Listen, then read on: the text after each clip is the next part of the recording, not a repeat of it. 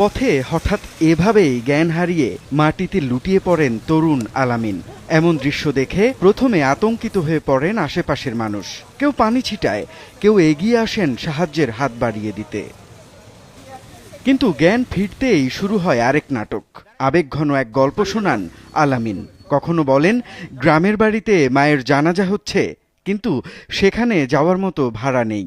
কখনো দাবি করেন পথে ছিনতাই বা চুরির শিকার হয়ে নিঃস্ব হয়ে পড়েছেন। এমন করুণ গল্প শুনে গলে যায় অপরিচিত মানুষের মন। বাসের সিটে বসি, মহিলার পাশে বসি, পরে অজ্ঞান হয়ে যায়। ওনারা দয়া মায়া করে, যার সামর্থ্য তারা একটু সহযোগিতা করে। এ নিয়ে বাস 4-5টা বাসে আমরা অভিনয় করি। যেমন আপনার কুড়ির বিশ্ব রোড, উত্তরা এয়ারপোর্ট, তারপর আপনার বাইপেল, চান্দরিয়া, রত্তানি, নবীনগর, শাহবাগ, এদিকে। মজার বিষয় হলো শুরুতেই তিনি কারো কাছ থেকে টাকা নিতে রাজি হন না, বারবার ফিরিয়ে দেন। আর সেই অনীহাই মানুষের বিশ্বাস আরও বাড়িয়ে দেয়।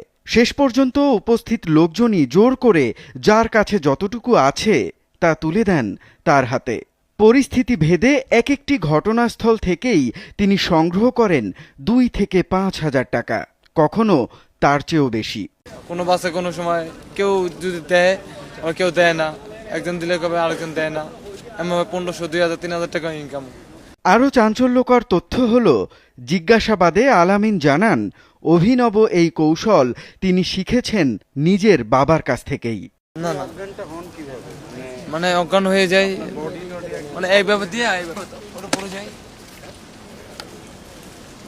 এটা আমার আব্বা করতো, আব্বাতে শিখছিলাম। বাবা মারা গেছিল, ওই বাবা আব্বাই যে আদাব করে পড়ে যেত, অজ্ঞান হয়ে যেত, তার দ্বারা দিয়ে আমি শিখছি। রাজধানীতে চলন্ত বাসে এমন প্রতারণার শিকার হওয়া এক যাত্রী জানালেন কিভাবে আল আমিনের অভিনয়ে বিশ্বাস করে তিনিও টাকা দিয়েছিলেন। কুর্মিটোলা আসার আগে এই লোক মানে সে সেম যে অ্যাক্টিংটা এটা করা শুরু করছে। সবাই আতঙ্কিত হয়ে যায়, বাসের ভিতর যারা থাকে এরে নিয়ে ধরাপড়া করা শুরু করে দেয়, পানি ছিটানো শুরু করে দেয়। 500 টাকা দেওয়ার পর এর আমি কুড়িল বিশ্ব রোড নামাইয়া হোটেলে খাওয়া দাওয়া করাইছি।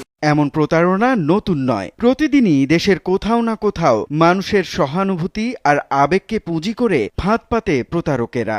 ফলে সত্যিকারের অসহায় মানুষও অনেক সময় প্রয়োজনের মুহূর্তে সাহায্য থেকে বঞ্চিত হন, কারণ মানুষ এখন সহজে কাউকে বিশ্বাস করতে ভয় পায়। আমি দাঁত মাজি না, মানুষের আমার তো দূরে থাক, 3 ফিট দূরে থাক, দাঁত মাজি না। এক মায়া পছন্দ করছিলাম, মায়া দেখছে পুরো ভিডিও ভাইরাল। পরে ওর মা কয় কি রে, তুই যে পোলার কথা বলছ হয়তো ভাইরাল, তোর মান সম্মান কিছু রাখবো না। এ নিয়ে কোনো মায়া সম্বন্ধে আয় না, সব গেছে গা। তা আমি বলছিলাম ভুল তোমার ছিল, তুমি বুঝতে পারোনি, রাগ আমারও ছিল, দেখাইনি। ভুলে যেতে পারতাম, আমি চেষ্টা করি, ভুলে যাওয়ার জন্য ভালোবাসিনি। তাই বিশেষজ্ঞদের পরামর্শ, মানবিকতা হারিয়ে না ফেলেও সাহায্য করার আগে যতটা সম্ভব ঘটনার সত্যতা যাচাই করা উচিত। সামান্য সতর্কতাই হতে পারে এমন প্রতারণা ঠেকানোর সবচেয়ে কার্যকর উপায়। মুনিম রাব্বি,